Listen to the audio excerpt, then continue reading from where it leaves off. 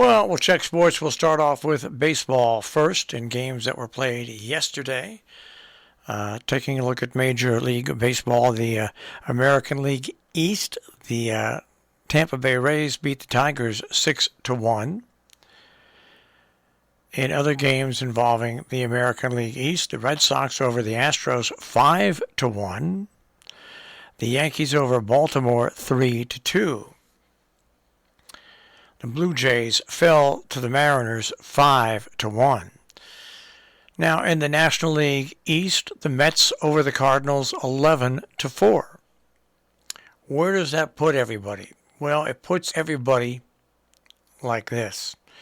The Yankees, once again with the best record in baseball, at 28-9, 5.5 games ahead of Tampa Bay, 8.5 against Toronto, 13 games ahead of Boston, and 14.5 ahead of Baltimore. The Yankees are playing consistent, 14-4 at home, 14-5 on the road. They are 6-3 against sub-500 teams, and that means they are 8-1 against other teams. Now about that, that's not too shabby. And taking a look at the Mets, well, they're 25-14, 6 games ahead of Philadelphia, 7 ahead of Miami, 7.5 ahead of Atlanta, and 12 ahead of Washington. The Mets also pretty even. They're 12-6 at home and 13-6 on the road. 7-3 against teams under 500. That makes them 5-5 against teams with a better than 500 record. So that's the way the cookie crumbles locally in Major League Baseball. And Albert Pujols got 2 hits. He now moved into 10th place all time in the hit parade. Bad news for the Mets.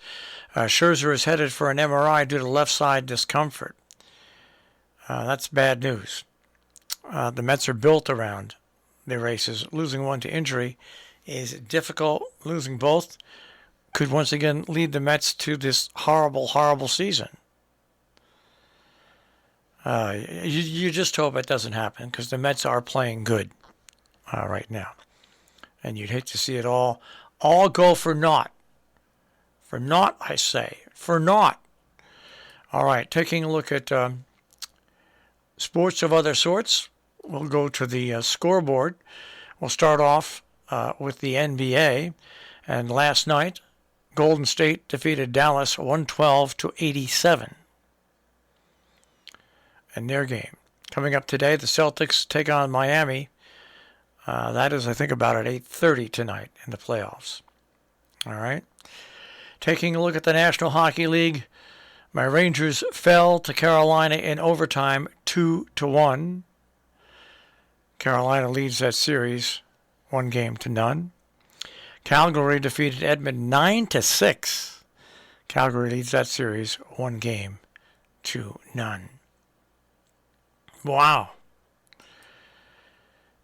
In golf, they are getting set to tee it off with the PGA Championship. And Phil Mickelson, defending champ, is not going to be there. Just a bizarre, horrible story about what's going on with Phil Mickelson and the PGA.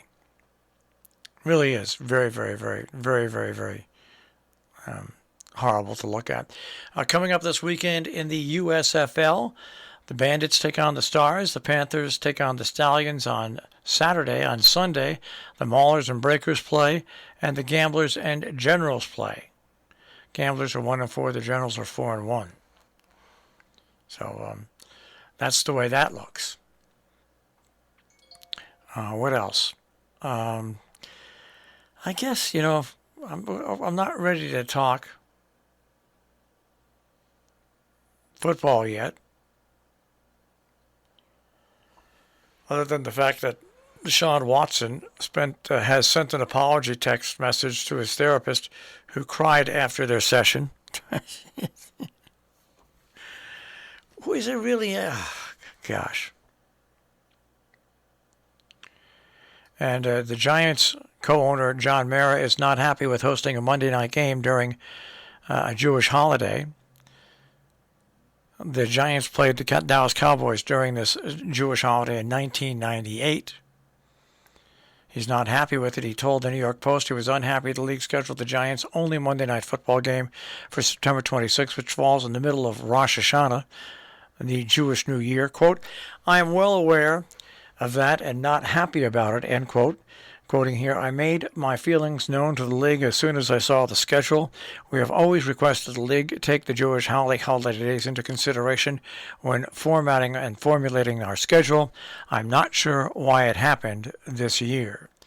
According to the Post, the Giants requested the NFL take this into consideration, the schedule, after the Giants played in 1998 on that holiday. All right? All right. And I guess that's it. I guess that's it for sports this morning here on the Breakfast Club.